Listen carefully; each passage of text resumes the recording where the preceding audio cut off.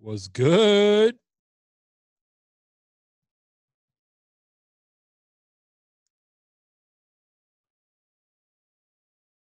Can you hear me? Yeah, I can hear you, boss. Oh, there you go. You was just on mute. Yeah, nah. I saw your screen pull up. Hold on one second. I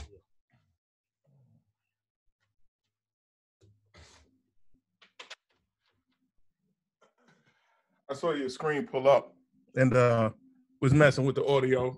Okay. Got you. But we're shaking.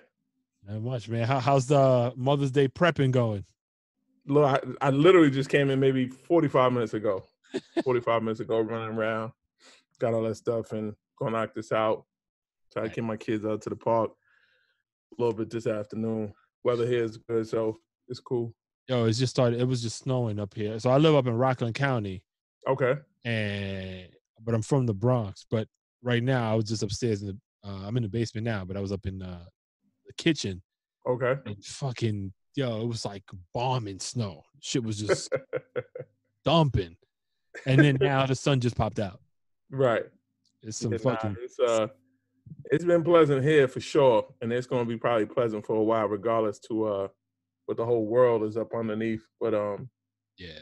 One thing about Texas weather is once you get past kind of the rain months, April shower, bring May flowers, it stay hot from now until Thanksgiving. Yeah, so that's dope. And it's cool, but like the last couple of years, I low key been like over it because it's like I'm just so accustomed to it being cold. Yeah. So yeah, you've been in Texas how long now? August 24th makes 16 years. Damn. So, all right, you a Texas dude then? Forget that. Absolutely not. Absolutely not. Absolutely not. That's definitely not what it is. You're not hanging up the New York hall pass anytime soon. Not at all. I mean, it's just it really is different. Like when you really like look at the way of life of those from here and how they live and how they move and mentality wise too. You know what I'm saying? Like it's still the South, and whether people want to recognize it or not, real ones do. Like many of the ways of post slavery, post the Jim Crow era, like the mindset of a lot of individuals here is like they're afraid, to question people from a lighter hue. They whisper. And I was like, what are you whispering for? Like, what, if you're gonna say something, say it. You know what I'm saying? Don't be afraid. That's still like ingrained in them. Oh, no question. I mean, it's deep. We went through something for 400 years, so it was deep. It was deep. So, I mean, but this is my brother Dain. He's he's trying to get his phone figured out. But and I was going to ask you, how was you doing it? Like, you going to record it then post it, or because I didn't know if you were inviting people out. Because I'm even like in a mess, and I'll probably talk to you about it offline. Like me and a couple of other evaluators were trying to do something for parents, just to if they had questions and signs that they should be looking for and looking at, and understanding many of the things during recruiting. We wanted to be that resource for them.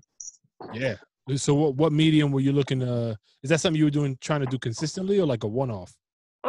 I mean, we was gonna do it, see what the response was, and then possibly do it again. But nothing running consistently, but just being again a resource to the parents, because there's so many parents right now that are in the dark, and some that don't need to feel as if they're being left out, and some need to understand that, okay, you may be getting this, but it's not, it's not the end all be all. It's not because you may be hearing from some schools now that, oh, I made it. Like, no, it's just a process. It's recruiting, and having to understand that and know that, because parents, again, they just don't know.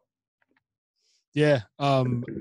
Yeah, I mean, I'm happy to talk to you about. I mean, I think what you're just describing. So to give you a sense, yeah. So the podcast we do here is pre-recorded. Mm-hmm. Given the climate now, we're doing it through Zoom. Mm-hmm. Typically, it's something I do in person. Right. And then we set up mics and all that. Right. And kind of capture it that way. But for what you're describing, like a podcast medium will be dope. Even if you guys decide, you know what, let's just do like 10 episodes and kind of walk through that whole journey, so parents have a place to go look at it, or listen to it. But yeah, it's funny. Like I have another Zoom call tonight at like 8.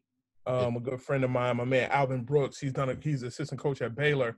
Him and Jerome Tang, they've been doing these webinars called Be Ready, and they're at like episode 14.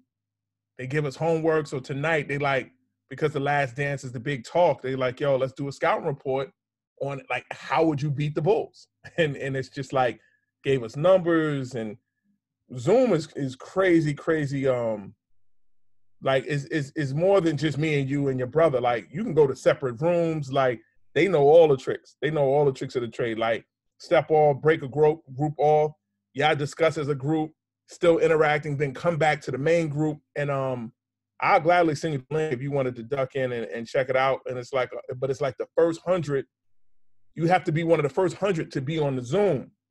And if you don't make the Zoom, then he has another link where you can follow it via YouTube. But he's had coaches from all levels. You know what I'm saying? He had Kenny Anderson on there from Fisk. He had Damon Stoudemire from Pacific. He had the coaches from Connecticut, Oklahoma, Florida, like all different levels. But it's been a great like growing tool for guys, and guys have definitely appreciated it, to be honest with you.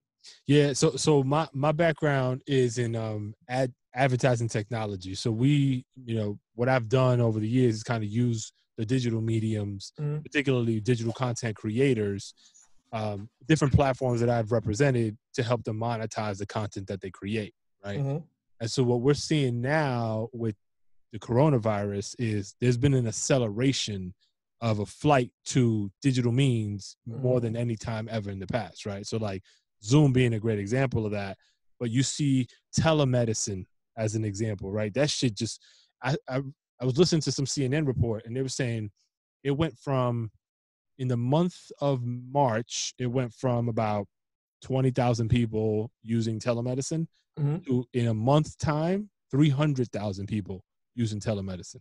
So excuse my ignorance, like telemedicine, what is that? Oh no, don't worry. It's actually relatively new, so not a lot of people actually know about it. So basically, it's like a doctor's visit the way we're talking now.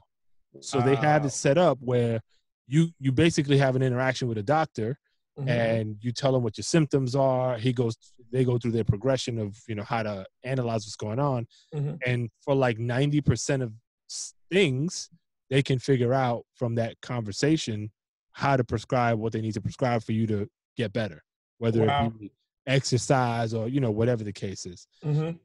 So that right there shows you, right? And so when you say Zoom has elevated the game, so to speak, like on multiple levels, that definitely is the case.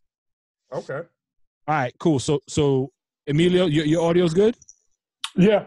Okay, good, because I heard mommy in the background, so I had to mute you for a second. Yeah. I just want to introduce myself. Hey, what's up, Dain? How you doing? I'm doing well, boss. Nice to meet you. Likewise, man. Likewise. Thank you for doing this. Nah, it's not a problem. You guys been doing a great thing. It's funny. I ran into Rod. We was at USA Basketball in October, and he had the hoodie, the zip up, and that joint was dope. And I was just like, yo, I kept seeing it like, yo, where'd you get that from? He's like, yo, dude's from the Bronx, bro. I was like, yo, that's a dope logo. You know what I'm saying? Like, that's a real official thing. And you got to like, yo, everywhere I go, people ask me about it, and it's just like, yo, I was like, yo, that's hot. That's definitely hot. That's dope. He told me that. I ran into him. Matter of fact, when I saw you at Mount St. Michael, when I met you, he told me that day, and I was like, yo, that's like, because obviously when you're marketing something, you want that shit to pop, right? Right.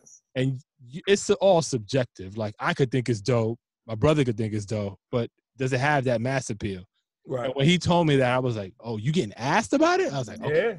Yeah. I would buy one. Like, nah, you can't do that because you a guest. So nah, I mean, just out of support, and I understand what things take.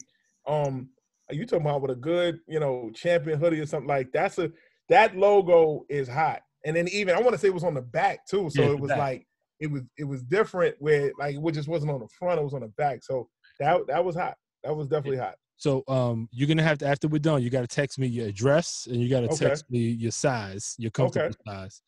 Because I owe a bunch of people, so we've done maybe I think 6 or 7 virtuals already.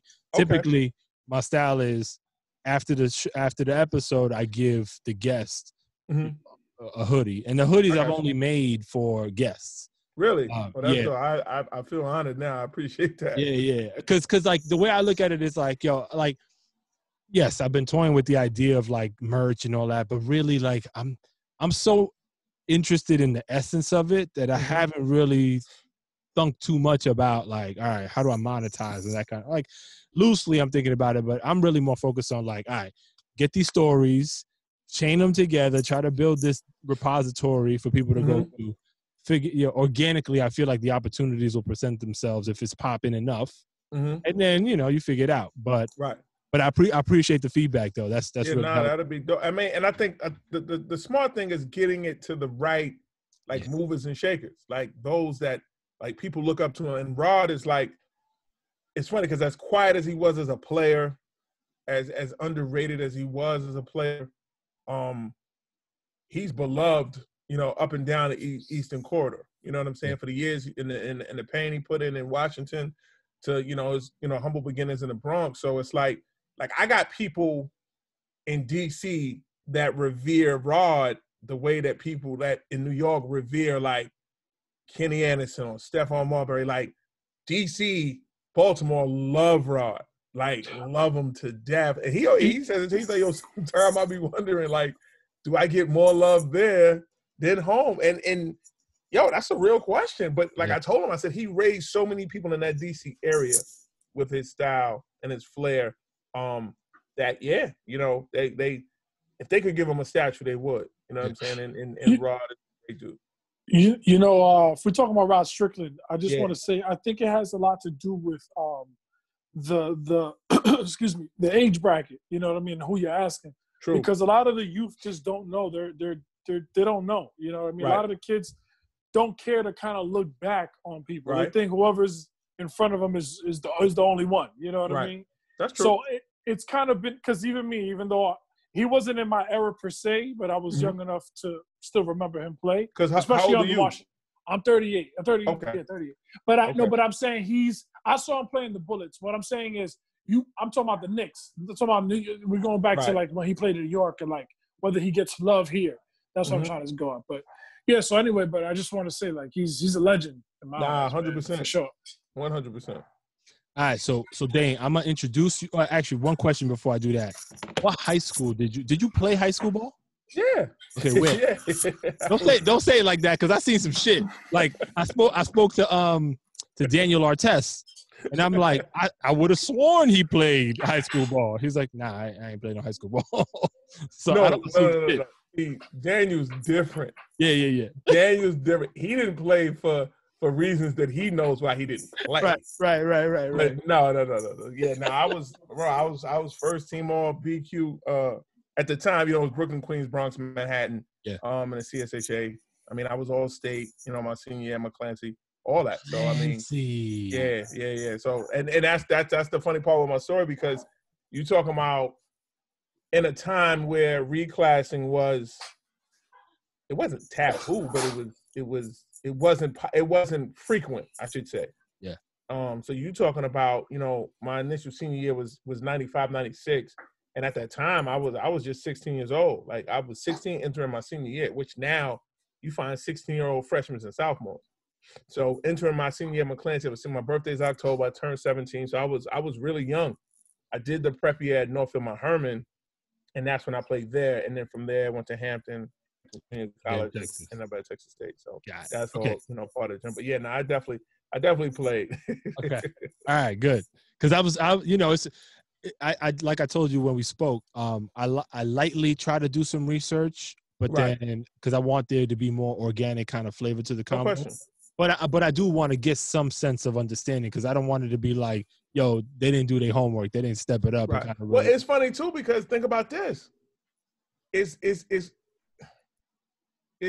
ironic you ask me that, and I have an answer, and it's no offense to it. Yeah. But then it's so funny how many white evaluators, if you name them across the country, whether it's, start with the GOAT. You got Tom Kachowski, you got Evan Daniels, you got Eric Bossi. None of those guys played. You know what I'm saying? And they're some of the biggest names considered in the evaluation the best business in the game, right? Yeah. Like, now, don't get me wrong. Jerry Meyer, this is a real true story. Jerry Meyer not only was All-State, he won Mr. Basketball over Penny Hardaway. Oh, wow. Jerry Meyer from 24/7. So, like, Jerry played, but Clark Francis never played basketball. Frank Burleson never played. You know what I'm saying? And they don't get that same, like, who are you to – like, I've gotten questions, even in New York, of all places. Who like, are you to tell me? Exactly. Like, yo, what makes you an evaluator? And it's like, really? Yeah. Like, I can't do it? I can't see something and want to do it? Like, I have to have some type of – I have to have some type of resume where many of the all-time greats in this industry, they never played. Mm-hmm. They never played. So, like, what's the difference? So Howard Garfinkel could run five-star camp, be one of the most iconic camps ever known to man, but can't nobody ever said they seen Howard Garfinkel on the court. Facts. You know what I'm saying? So, we could definitely bring that up, and I'll share that with the public as well. Like, that's something that, again, it was just something that when you see it and you want to do it, like, why not? Why not? You know what I'm saying? Like, why not? So right, I'm gonna introduce you. My brother and I are gonna introduce ourselves. I'm gonna introduce you. Then we're gonna have a claps come on after I say your name, and then we're gonna get rolling. Gotcha. What's up, y'all? This is Emilio the Poet. Yo, what's good? This is Manny Digital, and you're back to the Dribble and Dimes again, quarantine edition. Today we are in the presence of greatness. I know that might be too much flair right now, but yo, listen. My man hails from the stomping grounds of legendary Kenny the Jet Smith, Kenny Anderson, and even hip hop legend, the rapper N.O.R.E. That's Lefrak Queens, ladies and gentlemen. Lefrak. In case you know. He got all city honors playing high school ball here in the city at McClancy High School. He came up with the Aim High AAU squad, if I'm not mistaken, if my research is correct. He then went on and played at Hampton University and then transferred to Texas State University, which I think went by another name at the time. Mm-hmm. Right? We'll talk about that in a moment. He's currently the proprietor of Basketball Illustrated Reports and also a Houston native. That's what he calls home today. But we just talked about it for a second. He's not giving up his New York card for nothing. My man, Dain Ervin, is here with us today. Make some noise. Fellas, what's going on? Good afternoon. I do, because I pride myself on being right and exact. I don't ever want to take claim for something that I didn't do. Okay. I was an all Brooklyn Queens player. I was an all Queens player, but I can't say that in my obituary I was a New York City all city player. Okay. So I was all state. Okay. I was all state, but as we know, in the 90s, people cared more about what you did in New York City than you did in the state. So it's funny, like, when I found out I made all state, I'm like, I wanted to be all city. You know what I'm saying? So you were all Brooklyn Queens, you said? Yeah. Okay, I was all Brooklyn Queens, and I was all state, but I wasn't all city. And it's weird because, like, in Texas, they don't look at all Houston or they don't look at all Dallas. People want to be all state. And I'm like, we never cared about that in New York. I mean, even now I was teasing Tiny Morton a couple of days ago where he has a bunch of city championships, but he only has 4 state championships.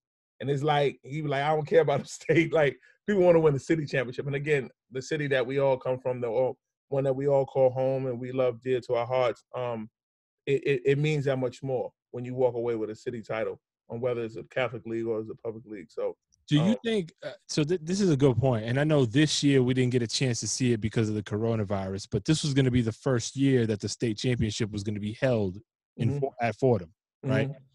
And I know you keep your ear to the street and you're very in tune with, obviously around the nation, but New York especially, just because what it holds dear to you. I think personally, that tide is going to turn if they continue to have the state championship in the city, because I think that's what was missed all those years, right? The powerhouses, without a doubt, came out of New York City for decades. And if you now host that final in the city and you bring wherever the next best teams are into the city, the significance, I think, becomes more. Of course. Because I think when guys used to, travel up to Glen Falls, it was a different, like probably for once in people's lives, like it felt like a road game. I mean, I remember my junior year when Christ the King played Lincoln, and you're talking about they were playing for the state championship, 2 city teams, but there was no real, advantage to either because neither had a following that went up to Glen Falls. So, and that's actually something I even currently deal with where I am now, where crowd participation means a lot to youth basketball. Some of the best atmospheres when we think about the city, whether it's the legendary IS8, some of the best games ever, it's people that was cramming to get in the gym, whether it was Rucker Park, whether it was, King Dome, whether it was, up in Dykeman, whatever, like the energy that crowds bring, it takes players to another level. And when you have empty gyms, it has the reverse effect.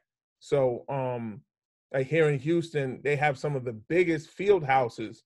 I'm talking about kids in regular high school games, some of the most legendary schools out this way, whether it's, Jack Yates, is Phyllis Wheatley High School, they play at games where it might be 17 people in the gym. And it's like, it just has there's no energy. It has a drag on, and it's hard to like, especially these kids are a different breed of kids. It's just different.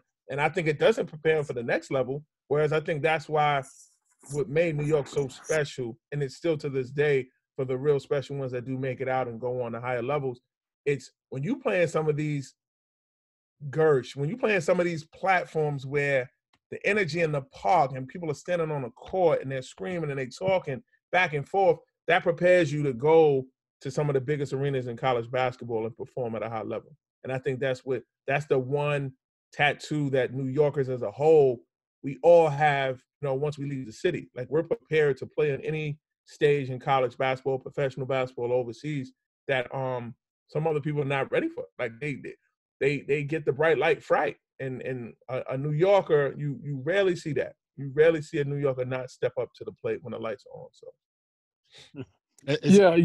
great point. I wanted to say, I think that, great sharing. As far as the city and the state distinction, my thing is, like, I feel like once upon a time, the amount of talent that was in the city was such that I feel like you didn't need the state. I feel like that could be. And I know for me, I didn't even, until you mentioned it, until recently, I didn't even think about attending state championships as opposed to city championships. Like, city championship was my championship. The season was over after. I didn't want to go. I didn't even think about state. I didn't think about it. I'm 42 years old, and outside of that Lincoln Christ the King game, which came on TV, I've never been to Glen Falls. Heard about it. You read it in the paper, but I never went. Now, mind you, here it is. I've been in Texas now over 15 years, and I've probably been to 12 state championships. You know what I'm saying? Like, I don't look to go to so here they do regionals, and you coming out of the Houston region, Dallas region, San Antonio, and the kind of West Texas region. I don't go to those, which would be equivalent to a city championship. I don't go to those. I just wait to go to San Antonio to see the entire state championship. So it's funny because every state does it different. And I think with New York, that's what made us special. That, call it arrogance, pride, I don't know. But, like, we held, like, to walk around saying you were a city champion, that held a lot of weight compared to, D.C. does it one way. California does it another way. Chicago does it another way. So that's us. You know what I'm saying? And I can live with that. I'm cool with that. So tell us about growing up in Lefrak and finding basketball. Like, I mean, how did that happen? Lefrak City is 1 square mile. I love that y'all call it Lefrak City, by the way. Yes. And it's just, it was always rich in basketball talent. I think one thing that cannot be forgotten, and it's often forgotten, of course, we're known for what Kenny Smith has done, what Kenny Anderson has done, and currently Hamidou Diallo. But people don't understand that, like, the godfather, the forefather was Larry Mcneill. Larry Mcneill was a 6'9", 6'10" forward. He played in the NBA. He actually still holds a record to this day. God bless his soul. He passed away some time back, but he holds the record for the most consecutive field goals made without a miss. And it's funny because the year Serge Ibaka, when they made it to the finals, he almost broke it.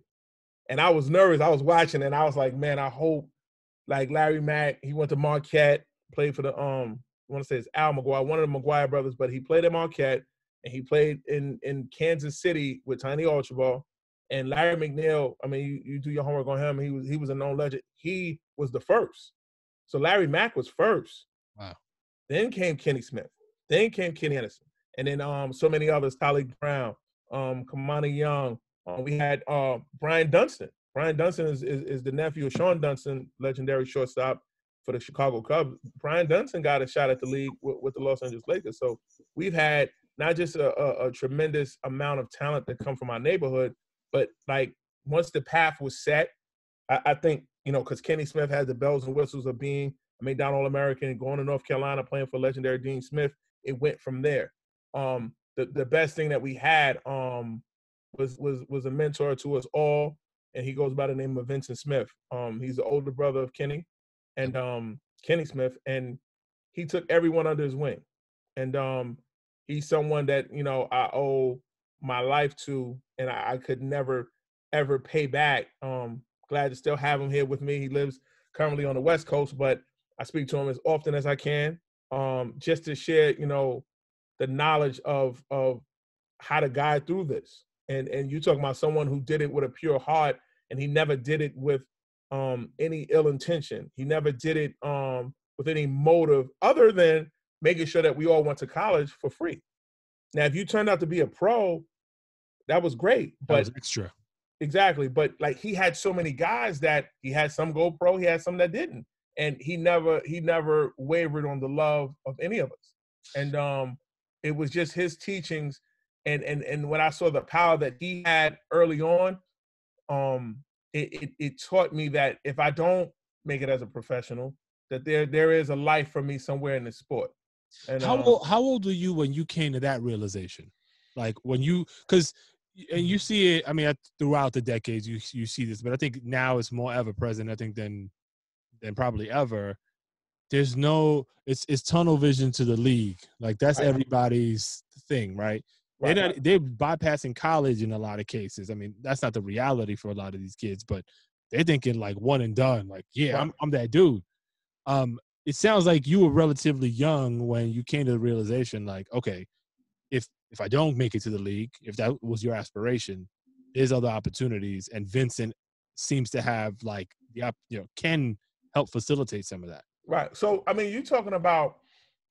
I tell people all the time, I could never take the title at this point of like a historian of the game, whether it be New York or just as a whole, because there's still so many legends that are living to this day that they have that title. Vincent being one, Tom Kachowski being another. But for me, I'm still a student. And I was always a student of the game that if we wasn't in the park playing, if I didn't have practice, I would probably be at his house because my best friend was his stepson, and we would be watching game film. We would be breaking things down. We'd be listening to games on television and seeing the holes in different people's games and, rewinding things and bringing it back. And it was a constant badgering in my mind. My older brother, Dain Ervin, he played when he was freshman, sophomore, junior, eventually left the city. He went up to Redemption Christian Academy up in Troy, New York. I was always following him around. So you talking about as a shorty, I'm 5 years younger than my brother. So when he's coming up 13, 14, here I am. I'm learning about the land of Antiguas. My man, Rasul Salahuddin up in, I want to say he's from Yonkers or he's from the Bronx area even. But seeing guys like him at Gaucho's Gym, Adrian Autry, Brian Reese, seeing all these guys at a young age and just seeing where they were going. So it was jarring my memory. It was making me understand who was who and what was what, seeing legendary programs like Riverside and Gauchos. Played a short stint with Riverside, traveled within the BCI, played also with Artie Cox, who ran BQ Express, which was like, they were like a subsidiary of Riverside Church. and Artie Cox and Kenny Pretlow did a phenomenal job with that program. And pretty much had all the kids in Brooklyn and Queens that eventually played with Riverside. They came through Artie Cox and Kenny Pretlow. So he was for like me, early on, he was like the G League for the Hawks. Damn near, exactly. And it's crazy because every time when we weren't traveling and we played them, a lot of times we beat them because they always did want to play with Kenny P and Artie Cox. And I know Kenny's doing a great job at Lawrence Tech, and Artie's over at Christ the King. And those guys, they deserve their flowers, because when you look at the talent that they had and the players that they had, they touched a lot. So it was the one thing with, whether it was playing with Aim High, Vincent Smith, Kevin Jackson, Pierre Turner, or it was BQ Express with Kenny Pretlow and Artie Cox, even going back to CYO, I had Leslie Lance, who's from the Astoria area, well, East Elmhurst area. He's responsible for guys like Derek Phelps, Speedy Claxton, Corey Underwood, Darnell Childs, a lot of great guys from that area. The one thing I was telling someone before, regardless who you played for, the difference between then and now was, regardless who you played for, everyone's message remained the same. That's and it key. was to be disciplined. It was to get an education through the game of basketball. It wasn't about the league. It wasn't about getting $1. It wasn't about, getting Marduke's rent paid. Like adults did what adults had to do for the kids, but kids were allowed to be kids. And I think that's what's missing now across the country, not just New York, not just Texas, across the country. You have so many kids that want to be in adult conversations. They want to be around, like, stay in a child's place. And it's said with respect and it's said with love, but like some kids have to stay in the child's place and they have to understand what a child is and isn't supposed to do. But I just wanted to say real quick, man, first of all, as far as being a historian or not, I think you further the historian conversation because you're adding to history.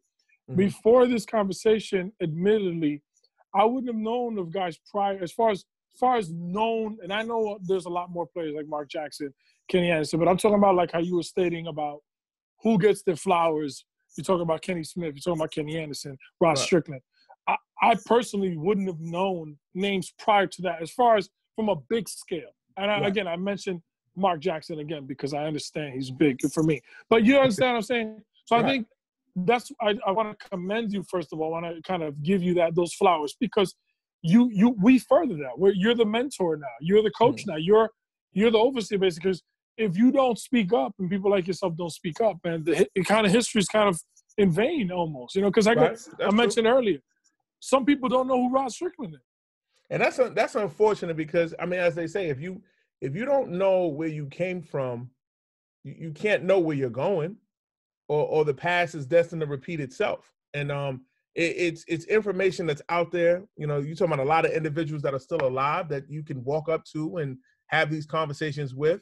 And but it's I don't know if it's Generation Z. I don't know if it's the millennials. Like they have a different way of respecting history. Mm-hmm. Their history, because I believe of social media and the platforms, is very short. It's not long, it's not vast, it's not wide, and they don't care to have it vast or wide. But it always eventually catches up with them, and it probably nips them in the butt in a bad way, instead of understanding, not offending the wrong person. You understand what I'm saying? Right. Like you never want to offend. That's one of 48 laws of power. You never want to offend the wrong person, and that's one of probably the biggest faults of the newer generation, is that they don't care who they offend. So you can almost respect their brash and their brazen ways, but at the same time, it's like you can't be disrespectful, because you never know who you're talking to. So but I think early on I would probably give the credit to, it was a gentleman well known in the South Jamaica area by the name of Mr. C. His son, who's also a very, very close friend of mine, Deion Jones. I said it to him earlier, and he corrected me, but then he realized, and he came back to me and was like, you know what? You can be whatever you want, because we were all in the gym working out, and like the conversation about the NBA came up. And I was like, I don't want to go to the NBA. And he looked at me, he's like, man, don't say that. you're going to go, you're going to make it, blah, blah, blah. And I'm like, I understood early, like the difficulties and just, I think that's another thing too. People just don't understand how hard it is. Yeah. Like, it's hard, man. Like, Tom Kachowski told us at 5-star, Hansdale, this is the summer of 95. I stand corrected. Summer of 94. Summer of 94. August, last week in August. The man said you have a better chance of getting struck by lightning twice than making the NBA. That's crazy. Perspective right there. Like twice. Not once, but twice. Like, it's hard. And when I heard that, it might have been at that time that's when it did something to me. It really like, yo, that doesn't mean you can't get a degree. You know, because that same percentage of it is making it to the league. 100% of kids in college basketball right now can get their degree. Right. But I sat on a call just last week and they said, as hard as it to make it to the Division I level, 1% of those guys that make it to the D1 level, which is like 2,500 players per year, they have a chance of making a league. But 100% of the people in that pot can get a college degree. Yeah. So when I understood that early and understood that, you know, my life will be okay if I don't make it, I just got to figure out what I want to do. I was cool. You know, I was fine with that. You know, and it makes sense that you bring this up, because the reality is that is the reality for the majority of basketball players in college. You know, that they're not going to make it to the NBA. So now having that different train of thought and painting that narrative of like how difficult it is, it's important to get that message out there, I think, as well. I think people need to understand, of course, we want we would love everyone to make it, but that's not realistic. And it could be your first goal. But I think 1B, not even just 2, not your second, like 1B, which is more realistic of, okay, you do not make the league. What do you want to do? And I think, you know, that I was even myself, I was in that crossroad of trying to figure out, you know, once I left the city, and like I said, I did end up going to North Mount Herman for a year. It was one of the greatest years of my life. Where is that? North Mount Herman is in Western Massachusetts. Okay. Currently, John Carroll currently runs the #1 prep school in America. He consistently on a consistent level, at least 5 kids per year. That's someone you should definitely. I can definitely try to bridge you guys together to do something. Because he's a New York native as well.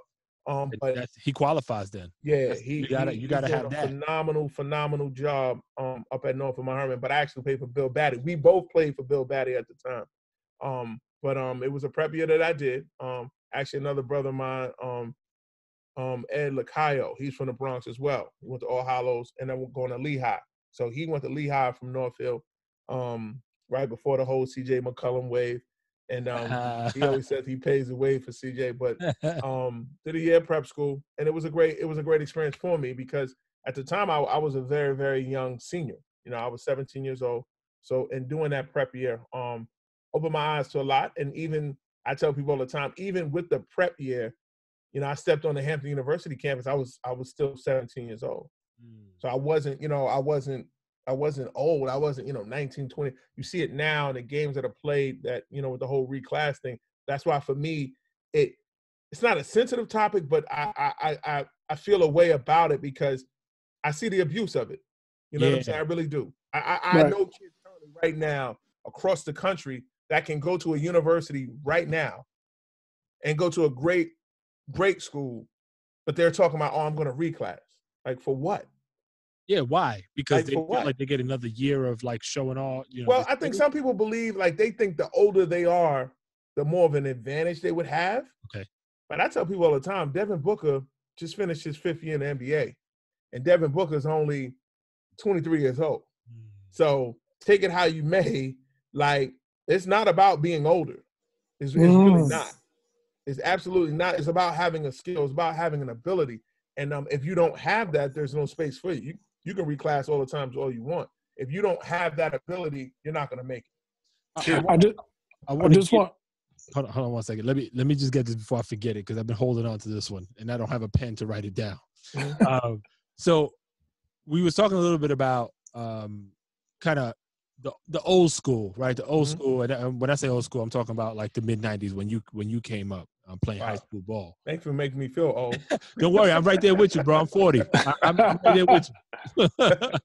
But when you think about this current generation of players, and I'm speaking particularly in the New York metropolitan area, there is you have like, you know, a lot of the OGs, right? Like the Terrence Wrenches, the Orlando Antiguas, and I know I just focused on St. Raymond guys. Sorry. But those are the quickest that come to mind. But, you know, there's a flood of them around the city, right? Even the Kenny Anderson as an example.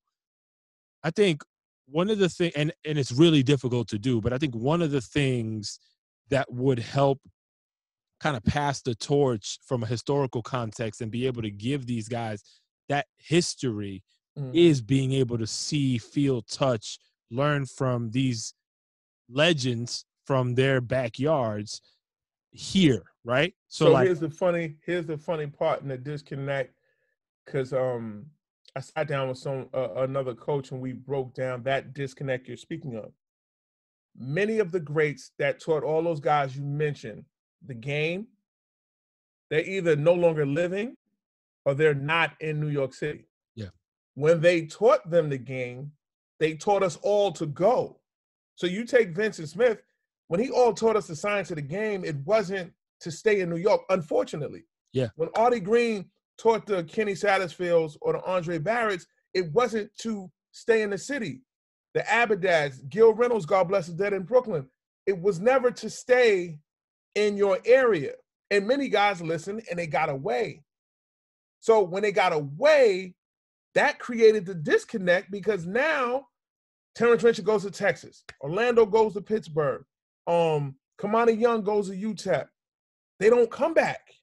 Or if they come back, it's to reset, but then to get away, because that's what we were taught. Yeah. So unfortunately, that historical piece you're speaking on, it's alive and well, because again, you have a generation of kids that don't bother to sit down and just do the homework. Yeah. There are about 317 Division I programs. There are over 150 coaches from New York. That many? Easy. Easy. In the D1 ranks? In the division, I could run them off just off the top of my head. Ron Sanchez, head coach at Charlotte. Adam Cohen, don't do that. Head coach at Stanford. I believe you. You don't have to. You know what I'm saying? Like it's there, but if people don't do their homework to try to figure that out of where they come from, you would never know. You're right. You know what I'm saying? You would never know. And granted, all those gentlemen, the loyalties that they have to the state of New York and New York City, they'll give it up. You know, Rob Lanier is the head coach at Georgia State, and he's from Buffalo, but he understands the history. He wears the New York pride on his chest as well. He made a great point to me how the reason why the flow of New York has changed, that same analogy I gave you about guys going away, they're now having kids away from New York, but they're raising them with a New York mentality. So when you think about what I just said, who's the first player, plays for the Brooklyn Nets, with that analogy? Kyrie. Oh, shit. His dad left the Bronx. Obvious. You see what I'm saying? Like, his dad left the Bronx. Right. He raised him in Australia, raised him in Jersey. And now when you see Kyrie, you think 90s, 2000 New York City basketball, because that's how his dad raised him. Mm-hmm. But is he technically a New York City kid? He's not. Oh, right. But the heart, the mentality, and the blood, it says everything about him. He's from New York. So that's the reality you get. And that's in Chicago. That's in Atlanta. That's in Houston. That's in California. You meet guys that when you see a certain flair to their game, you're like, wait a minute. Why does this kid look? What's the lineage? Exactly. And sure enough, if you stop, have a conversation, somebody uncles from the Bronx, somebody uncles from Harlem, they from, the pink houses in Brooklyn, they from Coney Island. It's something. And that's just the reality of it all. Kyrie, now that you mentioned it, he brings me back to the New York that was, because it was all about handling the rock, you know what I mean, and breaking your man down. It's not like today's Yeah, and scoring, of course. And Yep. he gets buckets, so he definitely gets busy. Man, let me tell you something.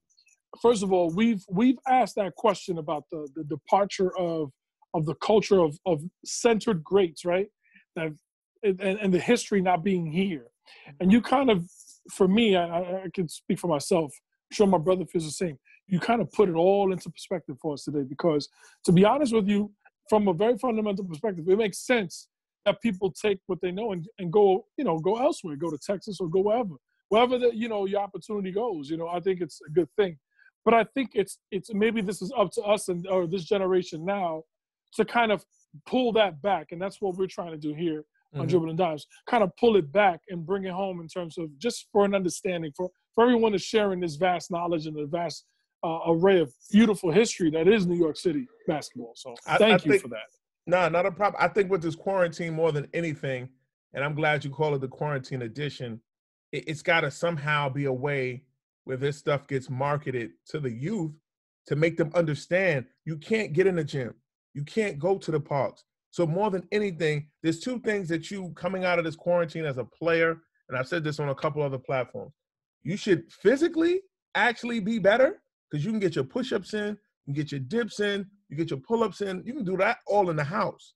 But then also your mind should be so much sharper because you should be watching. If we had to run a list, I'll gladly forward you guys a list of at the end of this podcast to run it to kids and say, yo, listen, yeah, you know who Kenny Anderson, we know those guys. We know Rafe Alston. But yo, do you know who Gus Williams is?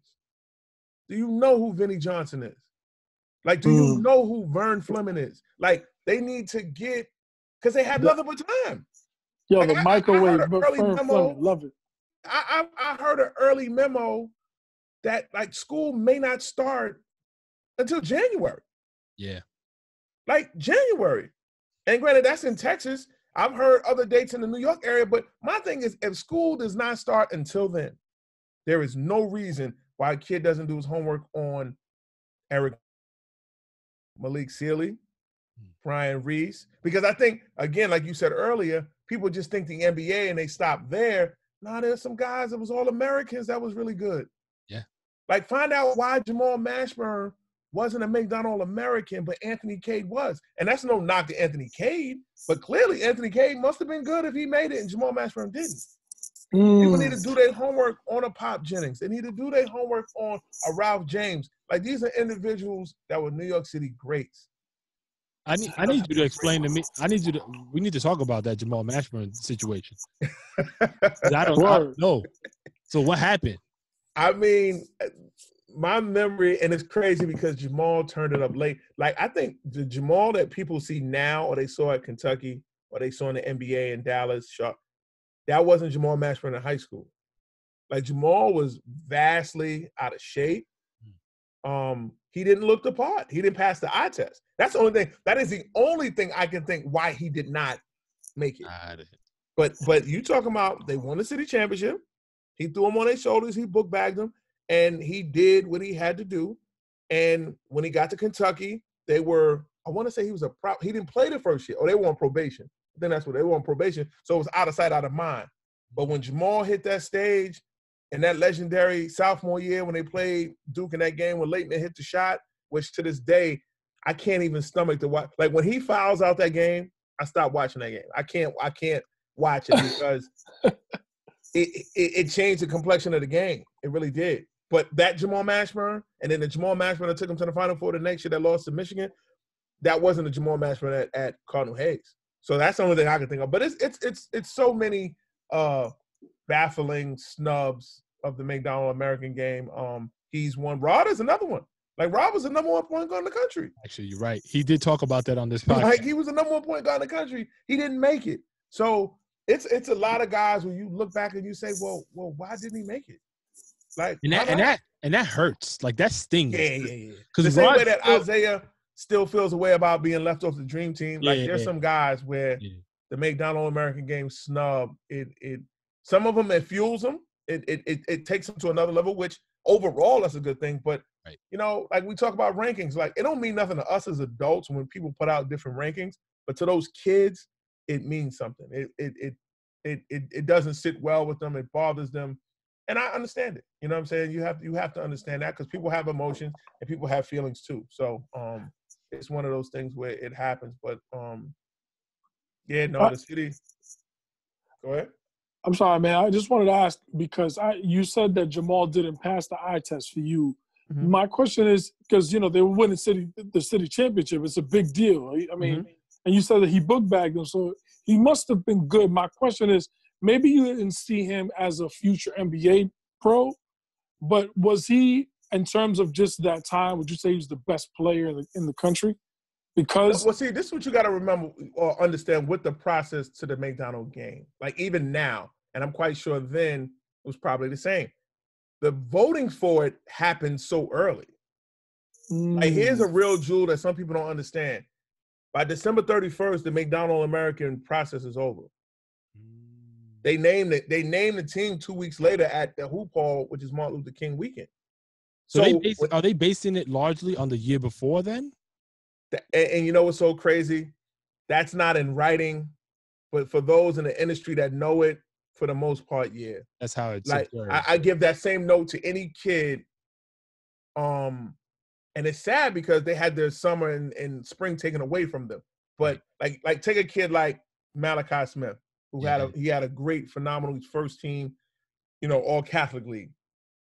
The momentum he had, he almost needed the summer and the spring to possibly catapult himself into possibly that conversation because the 2021 class nationally is not strong. Mm-hmm. So he had just as good of a shot as anyone that was a guard in that class if he had continued to play well. So I always tell kids the William McDonald campaign, it almost starts the playoff run of your junior year through the spring, through the summer, and then maybe like the first 10 to 12 games of your senior year. And in those games, you want to hope that you're playing at national events. You got events like the Hoop Fest in Dallas, Texas. You have City of Palms down in Florida.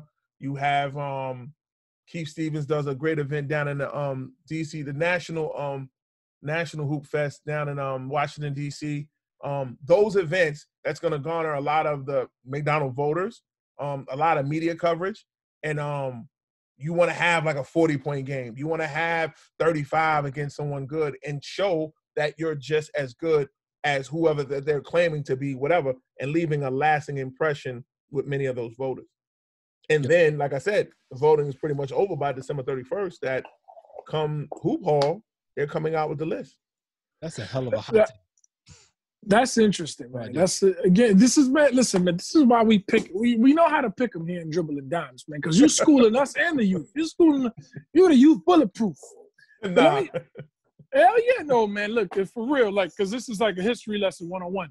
So okay, so I get that, like, because I think it's in fairness, right? I think it's hard to predict unless we're wild to the floor, like maybe like a Shaq. And I'm just throwing names out on top of my head. It's very, very rare to see a high school kid and project, this person's going to the NBA for sure, and barring any injury or anything like that. But so I understand the Jamal Mashburn case, and I love that you cleared up the whole the McDonald's All-American game. Excuse me, but I wonder in that time frame, did you see any other players that you thought, damn, this guy looking like, even though they didn't win the championship, but was there anybody at that time frame that you could recall that was giving comp maybe to Jamal Mashburn? But you got to remember this too now. We had 5 guys in the game. So that's another, there's some running factors with that. Jamal would have made 6. So at that time, I got you.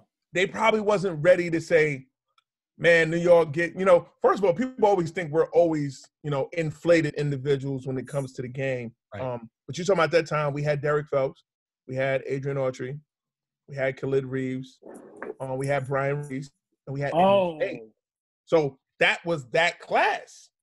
Oh, you had Khalid Reeves? Ooh. So like Jamal didn't make it, but like you don't get into you take somebody out because they're deserving as well.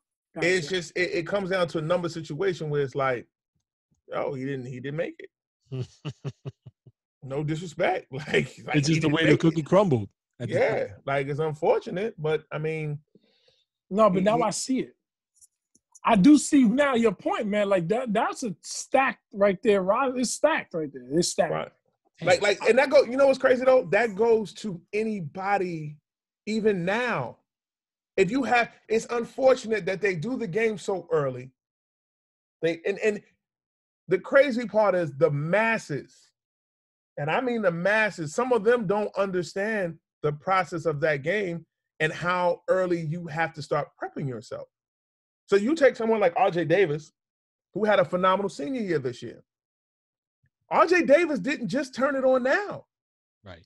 The same timeline I gave you of R.J. turning it up, he did what he was supposed to. He played very well on the EYBL. Took it to Peace Jam. He played well there. He went to the Nike Academies. He did all these things, and he did his part. Went to the NBA Top 100, did his part. Like, he did everything to position himself. Now, when the senior year started, he had monster games. Monster games. He did. So at the end of the day, when he got named to the game, for me, I wasn't surprised because it was like, well, look at his body of work. Tell me who, if you're trying to take him out, then tell me who played equally well, or if not better. Who played better, if not equal to his level of play during that same window? And you couldn't find nobody. Right. Couldn't find nobody. You're looking at all the talent across the country, right? And I'm assuming you're a one-man show. Is that accurate? I am. I operate solely on my own. That's what makes my service unique. And among other things that we're going to talk about right now, but like, I'd love to understand what the methodology is without, and I don't know if there's a secret sauce that's proprietary to you, but like, how do you manage that? Because there's a lot to consume, there's a lot to analyze, right? First you got to ingest the game, right? Those games or however many you can get to.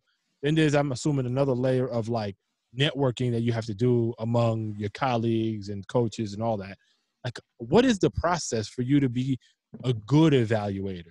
Because I think the first thing you have to take out all biases and all ills that you have. I failed. That's it. Finished. But no. That's actually a natural thing because I told someone before. Often the time, I think the best time I'm evaluating is I'm hearing about two good teams playing, and I don't know anybody. And I walk in the gym and I go watch the game. And I'm able to watch the entire game and see who's making a difference, who's standing out, who's fundamentally sound, who's physically, the size and the position, the coaching, all that. That's the best setting for me. But at the same time, that's like me, you two guys come to me and say, yo, we want you to come to this game in the Bronx. I'm like, all right, who's playing? Kennedy's playing Truman, man. They got this kid. I'm trying to think of a name. I'm just trying to think of Derek Jeter. Derek Jeter, he's 6'5". He's a point guard. He shoots the lights out. When you guys put those disclaimers on Derek Jeter, now, unfortunately, when I go to that game, I'm expecting to see exactly what you guys told me he allegedly does. Right. And his evaluation is going to be not necessarily skewed, but it's going to have a curve to it because you guys somewhat pumped him up. And especially how adamant you're about it. If y'all know I live in Texas and y'all blowing my phone up to come see this kid, and I told you I'm going to come, and I give y'all the date, and then y'all calling me every single day. When I get to this game, this kid better do everything y'all told me, because now my feedback, when you come to me with what you think, I'm just going to throw back everything that you claim he could do that he didn't do. Right. So you better off just saying, yo, come check this kid out and leave it there. But but isn't it? I feel like it's a bit unfair for one game to be the kind of gist of a player, because I think in fairness, players do have lapses here and there. I mean, I'm not saying in big games because that means a lot, right? I'm just saying in your average game. And I think, I don't know, and I'm asking this because I'm making that comment, but I'm asking you in terms of what you do as far as an evaluator. How much consideration do you give that game from, like, you know, when you're trying to assess a pool of players that you may be not biased towards anyone? How much do you factor in? It's just one game, or does that one game matter the most? That's what I'm about to say. Don't get it twisted. I'm not writing him off after that one game. Gotcha. I'm going off what you told me Derek Jeter does. Gotcha. I'm just going off. You claim he was 6'5", he run the point, he shoot the lights out. I get to the game, he's posting up, or he's bringing the ball down like Magic Johnson in 2020. No, that's not a point guard. Y'all allowing him. There's a difference between being a point guard and allowing someone to dribble. There's a difference. That's a good one. I like that one.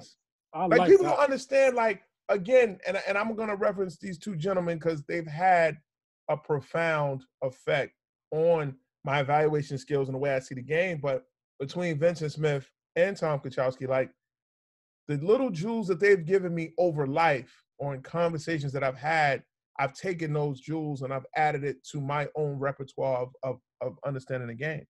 And Vincent Smith would always tell me as a point guard, I mean, with his brother, and I mean, again, those are two great bars with his brother and Kenny Anderson. Like, a real point guard, though, can dominate a game without scoring.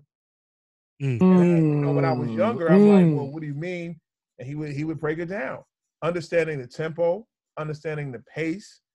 Again, everything is not about scoring. Now, granted, the game is in a different space now where point guards are scoring the ball. But for me, when I evaluate, when someone talks about a point guard, like, you should be able to dominate a game without scoring. So, like, unfortunately, not picking on Steph Curry, but I don't view Steph as a point guard. He's someone that's allowed to dribble. He's not setting other people up. Right. He's not done. And it's unfortunate because he's probably one of the greatest shooters we ever seen. So I'm not discounting Steph. But with that being said, if you were to take shooting away from Steph, what does he bring? I think we saw it in the playoffs against Toronto when, unfortunately, Kevin was out, Klay was out, and now Toronto is playing the line. So they're basically telling him, you're going to have to go in there and make a layup because we're not allowing you to shoot the ball. And Steph Curry looked like he had kryptonite in his pockets because they knew he was shooting. They were playing his jump shot, and he couldn't affect the game. Right. You make a hell of a point. This is just my opinion, and we can look up the stats. I don't know the stats offhand. I don't. No, we don't fact check here, so you can make all them shits up right now. No, but I'm just saying, like, I think, in my opinion, I think Steph is a good facilitator. I think he can. I think the thing is, though, he's such a great shooter. We tend to overlook all his other weaknesses. It kind of dwarfs all his other weaknesses, in my opinion. But I think it's tough because we live in a world or in an NBA where scoring is so valued that everything else could basically all you could do is score. That's fine. You know, I look at James Harden. The way you said that, when you say that, James Harden, he's a scorer, right? He can pass, sure, but outside of that, is he making his team better? He's taking half-court freaking three-point shots, the man. Yeah, I don't know. I don't know. I'm not going to debate you. You're the evaluator. You probably saw 300, times more video than me. But I'm just throwing it out there But let me just say this one quick comment, then I'll see what you add. When you said that a true point guard, could dominate the game without scoring, the name that popped up to me is one of my favorite point guards of all time, is Jason Kidd. Your thoughts, sir? I mean, that's a great assessment because if you look at some of Jason's greatest games, he's not necessarily scoring. He's getting people easy baskets. Like, Jason Kidd is responsible for more players getting max contracts under his tutelage and his passes. Wow. That speaks for itself. That's an assist right there. That's an assist. Hold on, that speaks for itself. We got to clap for that one. Yeah, look who he got paid in Jersey. Look who he got paid in Phoenix. You could argue he got dudes paid in Dallas. I mean, that's just what Kidd did. And it's funny because the biggest knock on Jason Kidd coming out was what? He couldn't shoot. Right. Yet he left the game with, I think he got like the most threes attempted or most some crazy stat that contradicts that quote unquote phrase about him. But no, Jason Kidd could definitely dominate a game without scoring the ball. Yes. And I mean, that's getting in the passing lane. That's talking. That's, again, a great point guard can take a player who may average 6 and he can get them 14. Like, he knows where they like the ball, where they can make shots, and he has a leadership quality in him that he'll have his teammates run through a wall.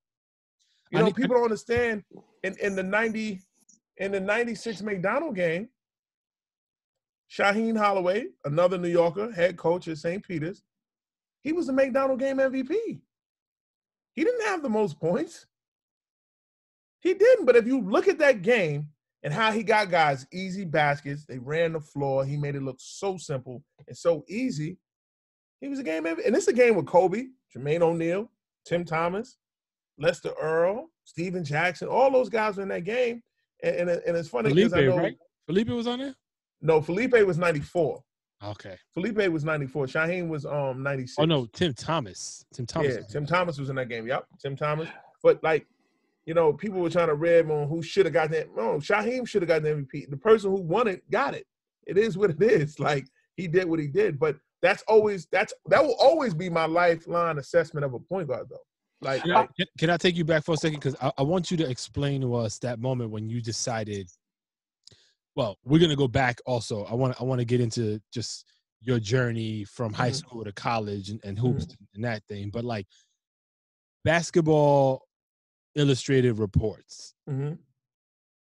What was the catalyst for you to say, you know what, this is the lane that I need to go and exploit? Like, how did that come to be? So to give you the Reader's Digest version, and it's funny because this generation probably don't know about Reader's Digest. But I'm bringing it up. Like I said, went to Northern Miami. From there, I went to Hampton University. I came in a year where literally the 1-year renewable scholarship was in play. Steve Murfell, who actually works with Terrence Venture down at Creighton, he was the head coach at Hampton. Signed me late, signed me in the summertime, go to Hampton, ready to take on the world. You know, at that point, still thinking I'm going to the NBA, and the realities of a freshman kind of hit. It didn't go peaches and cream. It didn't go the way I thought it should have. And you grow frustrated. You know, you're away from home.